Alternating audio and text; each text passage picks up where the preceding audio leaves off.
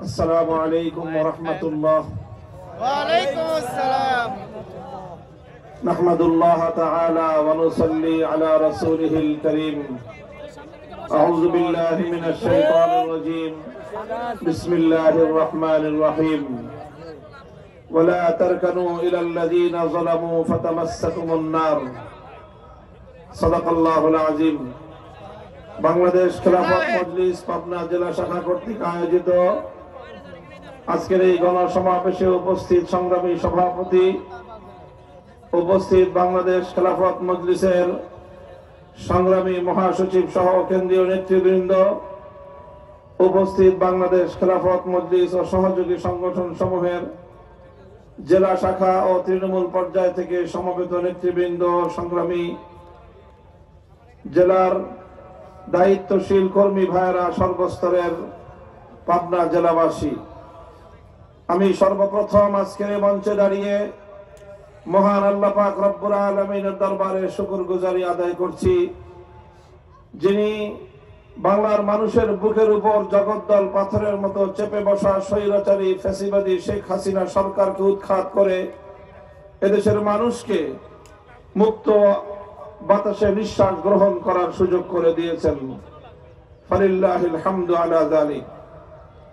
এরপরে আমি অত্যন্ত কৃতজ্ঞতা ভরে স্মরণ করছি সেই সকল বীর শহীদদেরকে 2009 সালের পিলখানা ট্র্যাজেডিতে, 2013 সালের নবী প্রেমিকদের শাপলা চত্বরের গণজমায়েতে, 2014-15 সালে ফ্যাসিবাদ বিরোধী সংগ্রামে, 2021 সালের ভারতীয় নরখাতক নরেন্দ্র মোদীকে বাংলাদেশে আনার তীব্র প্রতিবাদী আন্দোলনে, সর্বশেষ 2024 সালের জুলাই এবং আগস্টে জীবন দানকারী সেই 2 সহস্রাধিক বাংলার দামাল সন্তানদের সহ সকল বীর শহীদান গুম খুন ও হত্যাকাণ্ডের শিকার ফ্যাসিবাদের হাতে নিপীড়িত বাংলার সেই সকল জনপদের মাজলুম মানুষকে, যাদের আত্মত্যাগ এবং রক্তের সিঁড়ি বেয়ে বাংলাদেশ আজ দ্বিতীয়বারের মতো স্বাধীনতা লাভ করেছে। সংগ্রামী সাথী ও বন্ধুগণ, স্বাধীন বাংলার মাটিতে দাঁড়িয়ে আজকে আমরা দ্ব্যর্থহীন ভাষায় বলতে চাই, বাংলাদেশ এবং বাংলাদেশের মানুষ বহু রক্ত দিয়েছে, অনেক রক্ত, অনেক ত্যাগ, কোরবানি এবং অনেক সংগ্রাম এবং অনেক লড়াই করে এই স্বাধীন বাংলাদেশকে অর্জন করেছে। এই বাংলাদেশ কারো কৃপায় অর্জিত হয়নি। এই বাংলাদেশ কোন চিহ্নিত শ্রেণী বিশেষের সংগ্রামের ফসল নয়, বরং এই বাংলাদেশ এই দেশের মানুষের দীর্ঘ সংগ্রাম এবং তাদের দীর্ঘ আন্দোলনের একটি ফসল। এই আন্দোলন সংগ্রামে 190 বছর পর্যন্ত সাম্রাজ্যবাদী ব্রিটিশের বিরুদ্ধে আমাদেরকে লড়তে হয়েছে। এই বাংলাদেশকে অর্জন করতে গিয়ে 19 শতকের গোড়ার দিকে, 20 শতকের গোড়ার দিকে কলকাতার দাদাবাবুদের আধিপত্যবাদী হিন্দুত্ববাদের বিরুদ্ধে আমাদেরকে লড়াই করতে হয়েছে। এই বাংলাদেশকে অর্জন করতে গিয়ে 1971 সালে স্বৈরাচারী পাক হানাদার বাহিনীর বিরুদ্ধে আমাদেরকে লড়াই করতে হয়েছে। তিনটি আধিপত্যবাদী সংগ্রামের বিরুদ্ধে লড়াই করে এই স্বাধীন বাংলাদেশকে অর্জন করা হয়েছে। এই স্বাধীন বাংলাদেশ অর্জন করতে গিয়ে যেমনি ভাবে সাম্রাজ্যবাদী ব্রিটিশকে হটাতে হয়েছে, যেমনি ভাবে সাম্রাজ্যবাদী আধিপত্যবাদী খবরদারি পশ্চিমবঙ্গের সেই দাদাবাবুদের কর্তৃত্বকে খর্ব করতে হয়েছে। এই বাংলাদেশ অর্জন করতে গিয়ে একইভাবে পশ্চিম পাকিস্তানের খান পাঠানদের প্রভুত্বের যবনিকাপাত ঘটিয়ে বাংলাদেশ নামক এই লাল সবুজের পতাকা আমাদের অর্জন করতে হয়েছে। সেই লাল সবুজের পতাকায় বারবার শকুনের হামলা হয়েছে। এদেশে বারবার ভিনদেশী সাম্রাজ্যবাদী আগ্রাসনের নখদন্ত এসে আমাদের স্বাধীনতাকে ক্ষতবিক্ষত করবার চেষ্টা করেছে। সর্বশেষ 2008 সাল থেকে 2024 সাল পর্যন্ত একটি ভিনদেশী অপশক্তির কৃতদাসী হিসেবে বাংলাদেশের ক্ষমতার মসনদে লেডি ফেরাউন হিসেবে আখ্যায়িত হয়ে স্বৈরাচারী ফ্যাসিবাদী জালিম শেখ হাসিনা বাংলার মানুষের অধিকারকে বুটের তলায় পিষ্ট করেছে, গুম খুনের স্বর্গরাজ্যে বাংলাদেশকে পরিণত করেছিল। সংগ্রামী সাথী ও বন্ধুগণ, আমরা দেখেছি প্রতিবার যখনই বাংলাদেশের মানুষ মুক্ত হতে চেয়েছে, নিজেদের অধিকার এবং অভিপ্রায়কে বাস্তবায়ন করবার চেষ্টা করেছে, এদেশের মানুষের ইচ্ছা এবং আকাঙ্ক্ষাকে ষড়যন্ত্রের মাধ্যমে হাইজ্যাক করার চেষ্টা করা হয়েছে। আমরা দেখেছি 1971 সালে যখন এদেশের মানুষ জালিমের বিরুদ্ধে লড়াই করে মজলুমের অধিকার প্রতিষ্ঠার জন্য দেশটাকে স্বাধীন করেছিল, যে দেশের স্বাধীনতার ঘোষণার শুরুতেই আল্লাহর উপর অবিচল আস্থা এবং বিশ্বাস রেখে ইনশাআল্লাহ বলে যে মুক্তিযুদ্ধের সূচনা হয়েছিল, যে মুক্তিযুদ্ধের কথা ছিল জালিমের বিরুদ্ধে মজলুমের লড়াই, সেই মুক্তিযুদ্ধ শেষ হতে না হতে 71-এর 16 ডিসেম্বরের পরে 72 সালে এসে ভিন দেশে একটি এজেন্ডা বাস্তবায়নের মাধ্যমে আরেকটি দেশের প্রেসক্রিপশন অনুযায়ী সেই দেশের সংবিধানের মূল 4 নীতিকে ভিত্তি করে বাংলাদেশে 72-এর সংবিধান তৈরির মাধ্যমে 71-এর মুক্তিযুদ্ধের চেতনাকে হাইজ্যাক করা হয়েছিল। শুধু হাইজ্যাক করে ক্ষান্ত হয়নি, 71-এর মুক্তিযুদ্ধের প্রকৃত চেতনাকে ভুলুণ্ঠিত করে 72-এর ভেজাল চেতনা এদেশে মুক্তিযুদ্ধের চেতনা নামে প্রতিষ্ঠিত করবার পায়তারা চালানো হয়েছে। এরপরে 72 সাল থেকে 2024 সাল পর্যন্ত যারা সেই বাকশালী সেই 72-এর ভেজাল চেতনার বিরুদ্ধে কথা বলতো, তাদেরকে স্বাধীনতা বিরোধী শক্তি হিসেবে আখ্যায়িত করবার পায়তারা চালানো হয়েছে। এভাবেই বিগত ফ্যাসিবাদী সরকারের নেতৃত্বে বাংলাদেশকে বিভাজিত করে, বাংলাদেশকে বিভক্ত করে এদেশের অগ্রযাত্রাকে রুখে দেওয়ার গভীর এক ষড়যন্ত্র বাস্তবায়ন করা হয়েছে। সংগ্রামী সাথী ও বন্ধুগণ, আমরা দেখেছি এদেশের মানুষ যখনই তাদের অধিকার আদায় করবার জন্য মাঠে নেমেছে, সর্বশেষ আমরা দেখেছি এদেশের 4 কোটি ছাত্র জনতা কোটা সংস্কার এবং কোটা বিরোধী আন্দোলনে যখন তাদের ন্যায্য অধিকার প্রতিষ্ঠার জন্য সংগ্রামে নেমেছে, 4 কোটি তামার সন্তানদেরকে ক্ষমতার মসনদে বসে ভিনদেশী কৃতদাসী স্বৈরাচারী শেখ হাসিনা রাজাকারের বাচ্চা বলে গালি দিয়েছে। তখন বাংলার প্রতিটি শিক্ষাঙ্গন থেকে আমার ছাত্র জনতা ঐক্যবদ্ধভাবে স্লোগান তুলেছিল, তারা বলেছিল অধিকার চাইলে যদি রাজাকার হতে হয়, ইনসাফের কথা বললে যদি রাজাকার হতে হয়, দেশের পক্ষে কথা বললে যদি রাজাকার হতে হয়। রাতের গভীরে প্রতিটি শিক্ষাঙ্গন থেকে স্লোগান উঠেছিল, আমি কে তুমি কে। সেদিনই স্বৈরাচারী শেখ হাসিনার বিভাজনের রাজনীতি, ভণ্ডামির রাজনীতির কবর রচিত হয়েছিল। সংগ্রামী সাথী ও বন্ধুগণ, এরপরে সে বিতাড়িত হয়েছে 5ই আগস্ট। বিতাড়িত হওয়ার পূর্বে বাংলাদেশ যেন নিজের পায়ে দাঁড়াতে না পারে, বাংলাদেশ যেন সামনের দিকে অগ্রগামী না হতে পারে, তার যা করণীয় ছিল, যা করা সম্ভব ছিল সবগুলোই তারা করেছে এবং আরেকটি দেশের এজেন্ডা বাস্তবায়ন করে বাংলাদেশকে ভিন্ন আরেকটি দেশের করদ রাজ্যে পরিণত করবার ষড়যন্ত্র চালিয়েছিল। সংগ্রামী সাথী ও বন্ধুগণ, দম্ভ করে তারা বলতো, অহংকার করে সে বলতো শেখ হাসিনা পালায় না। আমি বাংলার মানুষের কাছে জানতে চাই, শেখ হাসিনা পালায় না? পালায় না। শেখ হাসিনা বাংলাদেশে থেকেছে না পালিয়ে গেছে? মুক্তিকামী মানুষের জনস্রোতের সামনে বাংলার মাটিতে থেকে সে টিকতে পারে নাই। পালিয়ে যাওয়ার আগে বাংলাদেশে সে কি করেছে আশ্চর্যান্বিত হতে হয়। লক্ষ লক্ষ কোটি টাকা বাংলাদেশ থেকে পাচার করেছে। আশ্চর্য লাগে যে একটা বিধবা নারী, তার তো এত সম্পদের প্রয়োজন হয় না, সে তার সাঙ্গপাঙ্গদেরকে নিয়ে, তার পরিবারের সদস্যদেরকে নিয়ে এভাবে দেশটাকে খোকলা করে দেশের সকল অর্থবিত্তকে বিদেশে পাচার করে বাংলাদেশের অর্থনীতির মেরুদণ্ড ভেঙে দেওয়ার পায়তারা চালানো। কারণটা কি? কারণ আর কিছু নয়, এত সম্পদের প্রয়োজন ওই বিধবা নারীর ছিল না। সে সম্পদ চুরি করেছে মূলত বাংলাদেশের অর্থনীতির ভিত ধসিয়ে দেওয়ার জন্যই। বাংলাদেশ যেন বিশ্ব দরবারে মাথা উঁচু করে দাঁড়াতে না পারে, এটাই ছিল তার দূরভিসন্ধি। এই দূরভিসন্ধি সে কেন করেছিল? কারণ তার রাজনীতিটাই ছিল বাংলাদেশের মানুষের কাছ থেকে প্রতিশোধ গ্রহণের রাজনীতি। সংগ্রামী সাথী ও বন্ধুগণ, তাকে নিয়ে আর বেশি কথা বলতে চাই না, শুধু বলতে চাই আমার প্রতিবেশী দেশ হিসেবে ভারতকে আমরা বলবো, তোমরা বাংলাদেশের এই পালিয়ে যাওয়া খুনি ওয়ারেন্টভুক্ত আসামিকে তোমাদের বুকে আশ্রয় দিয়ে বাংলাদেশের মানুষের সঙ্গে, বাংলাদেশের জনগণের সঙ্গে সম্পর্কের বুকে তোমরা ছুরিকাঘাত করেছো, তোমরা তাকে আশ্রয় দিয়েছো, আমরা মেনে নিয়েছি।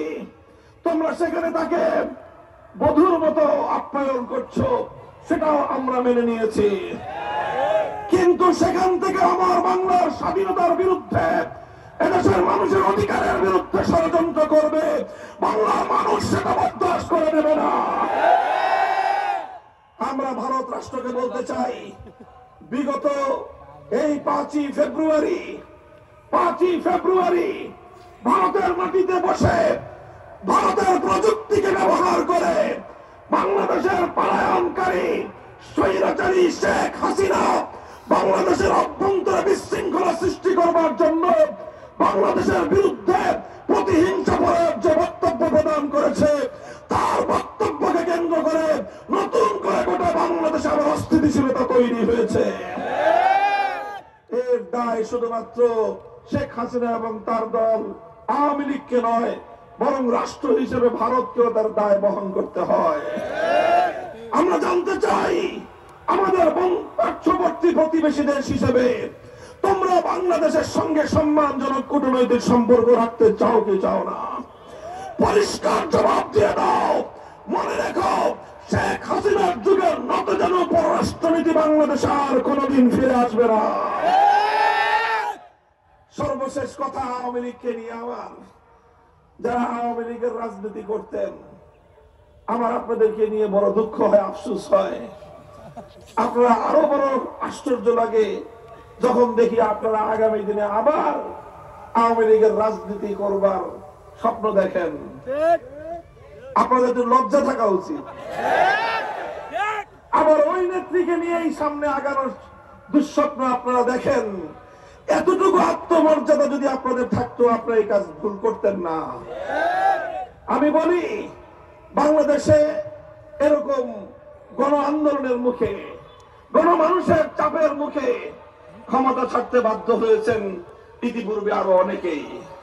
1990 সালের গণ অভ্যুত্থানে ক্ষমতার মস্তক ছেড়েছেন জেনারেল হোসেন মোহাম্মদ এরশাদ, ক্ষমতাচ্যুত হয়েছেন, ক্ষমতাচ্যুত হয়ে কারাগারের অন্ধকার প্রকোষ্ঠকে গ্রহণ করে নিয়েছেন, বেছে নিয়েছেন দেশ ছেড়ে, জনগণ ছেড়ে, দলের নেতা কর্মীদেরকে ছেড়ে তিনি বিদেশ পলায়ন করেন নাই। এরপরে বিএনপি নেত্রী বেগম খালেদা জিয়া, তিনি একবার 1996 সালে, আরেকবার 2006 সালে আবার তিনি আন্দোলনের মুখে নানা কারণে তিনি ক্ষমতা ছাড়তে বাধ্য হয়েছেন। বাধ্য হয়ে তিনি অশীতিপর বয়সে জীবন মরণের মাঝামাঝি দাঁড়িয়ে কারাগারের অন্ধকার প্রকোষ্ঠে বছরের পর বছর কাটিয়েছেন। কিন্তু নেতা কর্মীদেরকে ফেলে রেখে এভাবে শুধুমাত্র নিজের আখের গোছানোর জন্য দেশ ছেড়ে পালিয়ে যান না।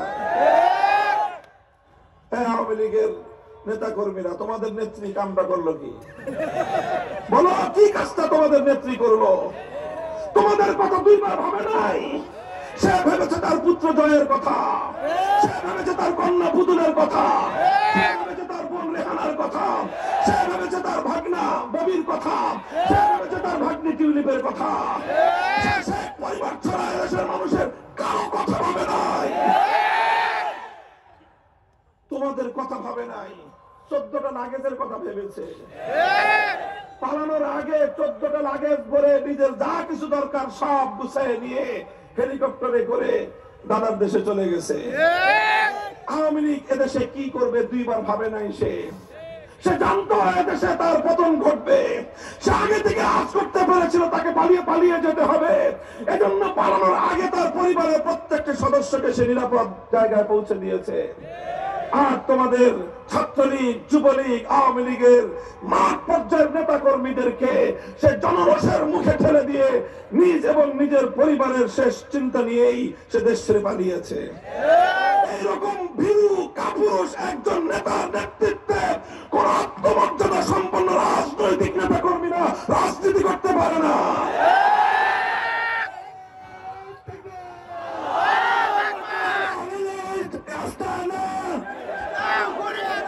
বাংলাদেশে হবে না।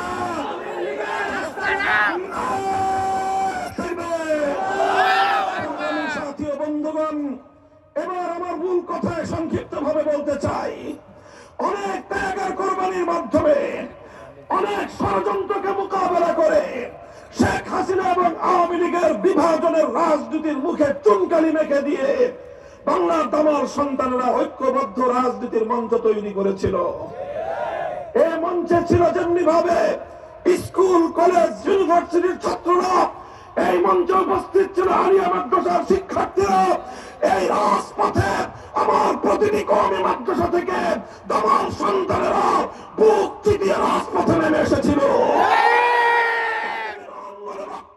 যুদ্ধ করেছে, যুদ্ধ করেছে মোহাম্মদপুরের রণাঙ্গনে, রক্ত দিয়েছে যাত্রাবাড়িতে, যুদ্ধ করেছে উত্তরায়, তারা যুদ্ধ করেছে বাংলাদেশের প্রতিটি সম্মুখ সমরে দাঁড়িয়ে স্বৈরাচারের বিরুদ্ধে, তার পেটুয়া বাহিনীর বিরুদ্ধে রক্ত দিয়ে 24-এর 5ই আগস্টের বিপ্লবকে সফল করেছে।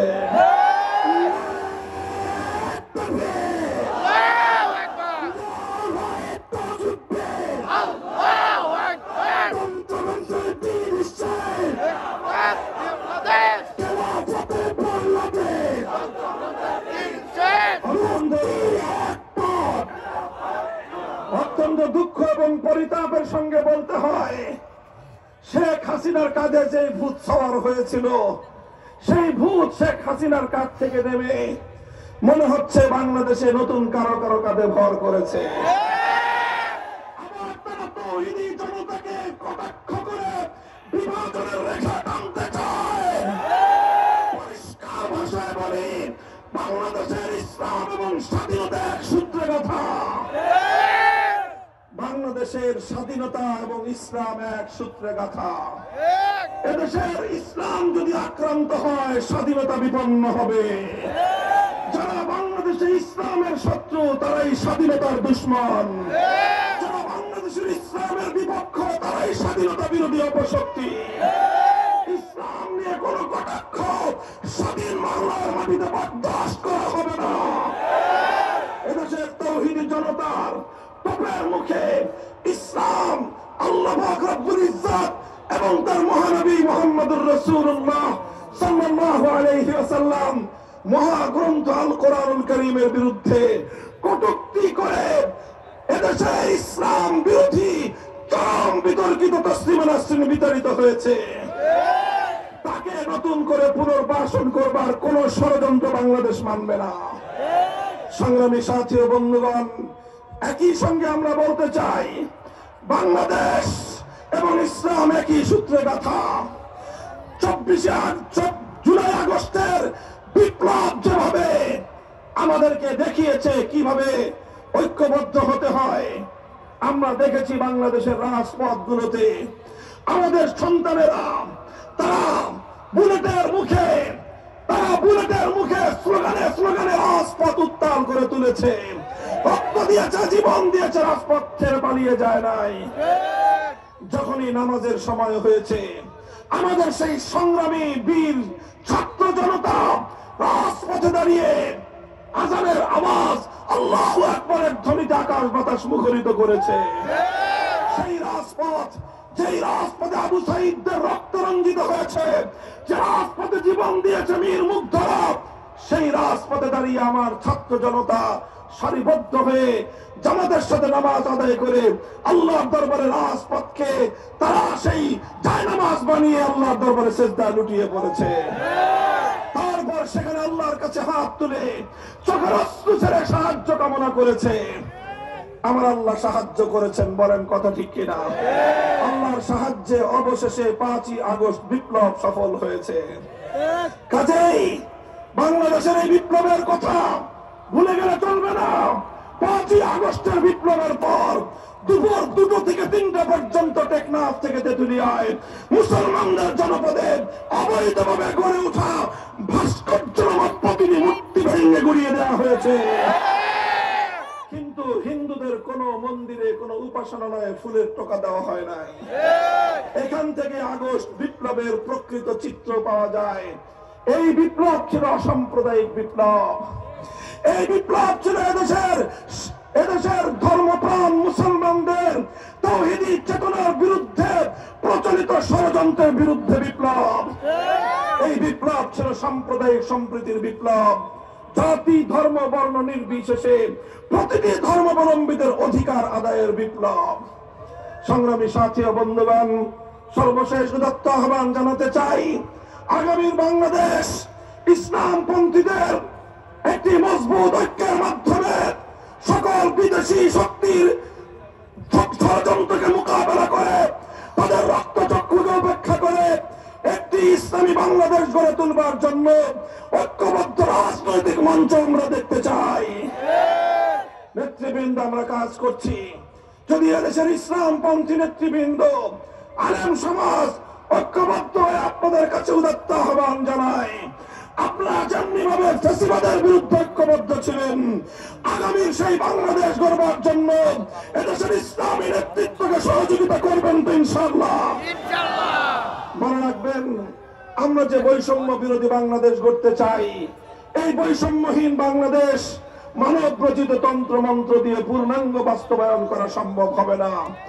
এজন্য প্রয়োজন পূর্ণাঙ্গ সাম্য, ন্যায় এবং ইনসাফের বাংলাদেশ গড়তে চাইলে একমাত্র গ্যারান্টি আল্লাহ প্রদত্ত খেলাফতের ব্যবস্থা, ইসলামী রাজনীতি খেলাফত ব্যবস্থা চাই। সেই খেলাফত ব্যবস্থা বাস্তবায়ন করার জন্য বাংলাদেশ খেলাফত মজলিস, বাংলাদেশ খেলাফত যুব মজলিস, বাংলাদেশ খেলাফত শ্রমিক মজলিস, বাংলাদেশ খেলাফত ছাত্র মজলিসের নেতৃত্বে পাড়ায় পাড়ায় খেলাফতের দুর্গ গড়ে তুলতে হবে। আপনারা খেলাফতের দাওয়াত মানুষের কর্ণকুহরে পৌঁছে দিন। ইনশাআল্লাহ আমরা সোনার বাংলাদেশ দেখেছি, নতুন বাংলাদেশ দেখেছি, সবুজ বাংলাদেশ দেখেছি, ডিজিটাল বাংলাদেশ দেখেছি। এবারে বাংলাদেশ হবে ইসলামের বাংলাদেশ, বাংলাদেশ হবে খেলাফতের বাংলাদেশ। সেই বাংলাদেশ গড়বার দৃঢ় প্রত্যয় ব্যক্ত করে আপনাদের সকলকে সেই সংগ্রামের আহ্বানে সালাম জানিয়ে বক্তব্য শেষ করছি। নাসরুম মিনাল্লাহি ওয়া ফাতহুন করিব ওয়া আখিরু দাওয়ানা আলহামদুলিল্লাহি রাব্বিল আলামিন। সুবহানাল্লাহি ওয়া বিহামদিহি সুবহানাকাল্লাহুম্মা বিহামদিক আশহাদু আল লা ইলাহা ইল্লা আনতা আস্তাগফিরুকা ওয়া আতুবু ইলাইক। আল্লাহুম্মা আমিন বিরহমাতিকা ইয়া আরহামার রাহিমিন।